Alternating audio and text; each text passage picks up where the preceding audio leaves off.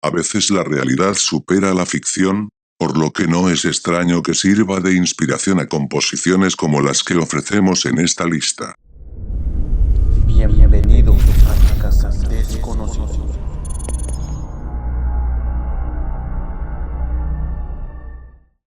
Héroes del Silencio fue un grupo español de rock radicado en Zaragoza, formado inicialmente por Juan Valdivia, guitarra solista, y Enrique Bumburi, voz y guitarra rítmica, y completado con Joaquín Cardiel, bajo, y Pedro Andreu, batería. A mediados de los años 80, experimentaron un gran éxito en España e Hispanoamérica, así como en varios países europeos, incluyendo Alemania, Bélgica, Suiza, Francia e Italia, convirtiéndose en uno de los grupos más exitosos de la historia del rock en español. Después de 12 años en los que vendieron más de 6 millones de discos en más de 37 países, y en los que ofrecieron más de 1000 conciertos, la banda se separó en 1996. Sus señas de identidad fueron una imagen muy característica, con una iconografía y simbología muy particulares, y una música caracterizada por unas letras ambiguas y trascendentales, arpegios complicados y una sólida base rítmica. Entre sus influencias literarias se han citado escritores como William Blake y Charles Baudelaire, y entre las musicales a grupos como Led Zeppelin y The Cult. En 2007, conmemorando el 20º aniversario de sus primeras grabaciones y 11 años después de su ruptura, anunciaron su regreso con una gira de 10 conciertos en España y América, titulada genéricamente Héroes del Silencio Tour 2007. Después de la gira se separaron definitivamente. Sus 4 álbumes de estudio han sido incluidos por la revista musical Al Borde en la lista de los 250 mejores de todos los tiempos del rock iberoamericano, Senderos de Traición número 5, Avalancha número 35, El Espíritu del Vino número 117 y El Mar no cesa número 119. Su canción Entre dos tierras ha sido considerada por la revista digital Satélite Musical como la 19ª mejor de todos los tiempos del rock hispano en general. La revista Rolling Stone los calificó en 2012 como el segundo mejor grupo de rock español de la historia. En 2007 fueron homenajeados por la discográfica EMI en reconocimiento a sus más de 6 millones de discos vendidos, además de recibir el premio Ondas Especial del jurado. Inicios de 1984 a 1990. Los orígenes de Héroes del Silencio se sitúan en la ciudad de Zaragoza, a principios de los años 1980. Allí, los hermanos Pedro batería y Juan Valdivia guitarra comenzaron a dar sus primeros pasos en el mundo de la música, junto con un primo de ambos, Javier Guajardo Valdivia, que era el cantante, formando el conjunto Zumo de Vidrio. El contexto musical de aquel momento en España estaba dominado por grupos generados en la movida madrileña como Alaska y Dinarama, Radio Futura, Nacha Pop, Gabinete Caligari y Los Secretos, además de los barceloneses El Último de la Fila. Los artistas extranjeros más influyentes pertenecían a estilos más diversos, Michael Jackson, The Police y Dire Straits. Durante esa época, conocieron a Enrique Ortiz de Landázuri, después Enrique Bumburi, que tocaba el bajo y cantaba en Proceso Entrópico, banda con la que compartieron algunos escenarios, y a quien en 1984 invitaron a sumarse al grupo. Bumburi aceptó y comenzaron como trío, tras abandonar el primo de los Valdivia la formación. Sus primeras actuaciones, la primera, el 16 de diciembre de 1984, además de grabar su primera maqueta con los temas Olvidado, Sindicato del Riesgo, Héroe del Silencio, después llamada Héroe de Leyenda, y Hologramas, como el estilo oscuro y simbólico, con claras influencias post-punk, que las nuevas composiciones tenía muy poco que ver con el pop de Zumo de Vidrio. Decidieron cerrar su etapa y refundar el grupo. En 1985, se incorporó al mismo un nuevo bajista, Joaquín Cardiel, para descargar de trabajo a Enrique, que cantaba y componía las letras. Ese mismo año Pedro Valdivia dejó la formación para centrarse en sus estudios, y fue sustituido por el batería zaragozano Pedro Andreu. El nombre surgió por casualidad, cuando se dirigían con su primera maqueta a las instalaciones de Radio Zaragoza para promocionarla, y aún no habían decidido cómo iban a llamarse. Entonces, Uno de ellos sugirió Héroes del Silencio. Héroe del Silencio era el título de una de sus canciones, que luego cambiaron por Héroe de Leyenda, y al resto les gustó la idea, quedando como nombre definitivo de la formación.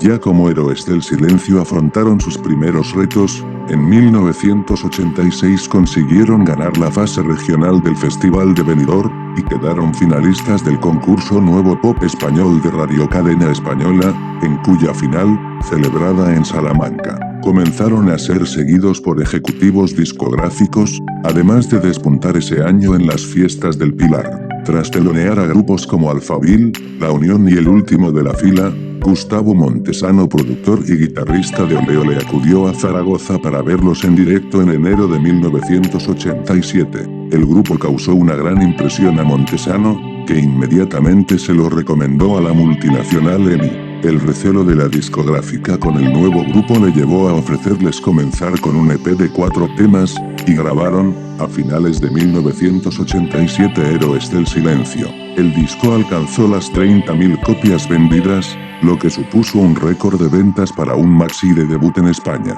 Tras este éxito, EMI decidió lanzar el primer LP de Héroes del Silencio, compuesto por sus integrantes durante el resto de ese año y publicado en octubre de 1988. El Mar No Cesa vendió 150.000 copias, alcanzando el disco de platino. Después, la banda comenzó la gira El Mar No Cesa, bien promocionada por la discográfica, y en la que confirmó su potente directo. En un concierto de la gira, en Calatayud, los vio actuar el productor Phil Manzanera, ex miembro de Roxy Music, a quien le causaron muy buena impresión. Manzanera, convencido de su potencial, se ofreció para producirles un nuevo álbum, y en septiembre de 1990 volvieron al estudio para grabar su segundo disco, Senderos de Traición. La grabación se llevó a cabo entre Madrid y Londres. Algunos temas ya habían sido presentados durante la gira El Mar No Cesa, y otros como Decadencia y El Cuadro Y, que ya hacía tiempo que habían sido compuestos, fueron mejorados para su inclusión en el disco. Este resultó ser un conjunto de canciones potentes y emocionales que mostraron el progreso experimentado por el grupo, con temas como Entre Dos Tierras y Maldito Duende. A principios de 1993, volvieron al estudio de grabación para registrar lo que sería su tercer álbum de estudio, El Espíritu del Vino, que contó también con la producción de Phil Manzanera. La grabación se llevó a cabo en los estudios Metropolis de Londres y concluyó en marzo.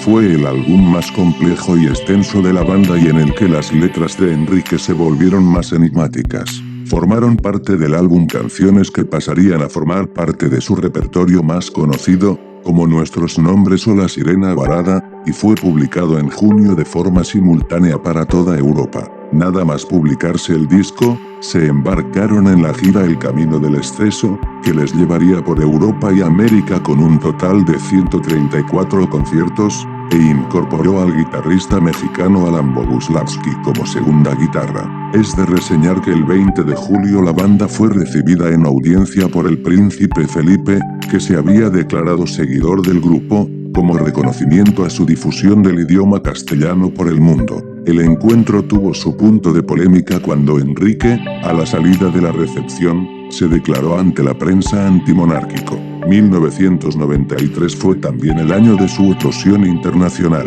Este hecho comenzó con su intervención en un festival en Berlín contra el racismo que ratificó su éxito en Alemania, donde el álbum vendió 250.000 copias y fue número 1 de ventas, al igual que en España, México y Suiza.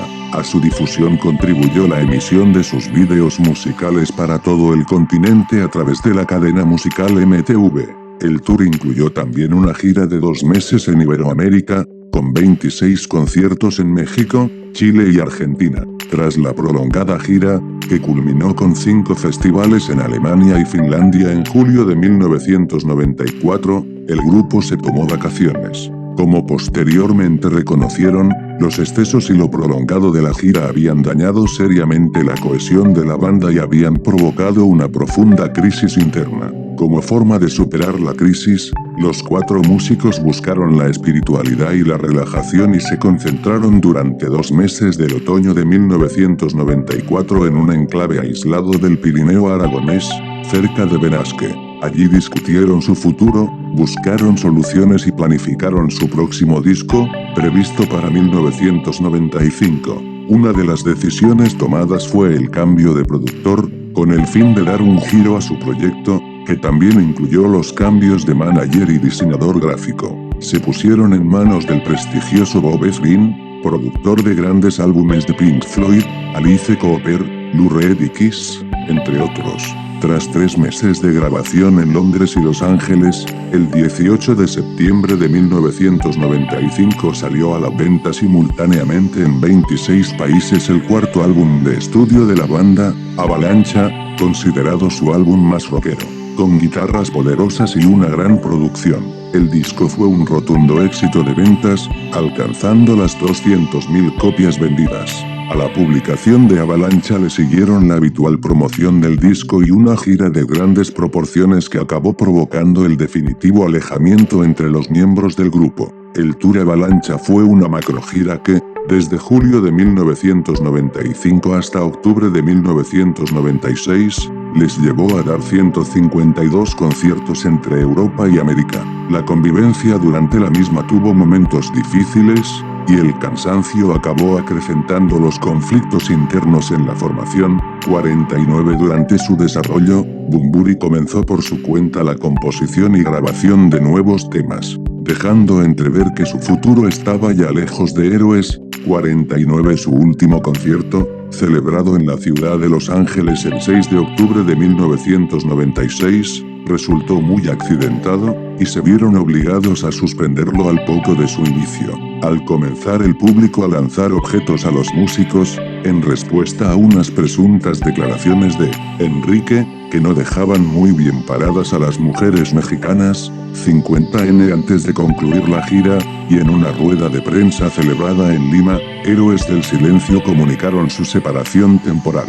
Fuera de su entorno, la noticia resultó sorprendente, pero con el tiempo llegaron a trascender algunos de los motivos que llevaron a tal situación. Las discrepancias musicales, sobre todo entre Juan y Enrique, les llevaron a un distanciamiento, y estas se convirtieron en diferencias personales. También influyó en su estado de ánimo la muerte de 2 personas muy cercanas al grupo, su road manager Martín Druille, en 1993, y el hermano de Enrique, Rafael, según comentó después Bunbury. Los últimos meses de la gira fueron para él un calvario.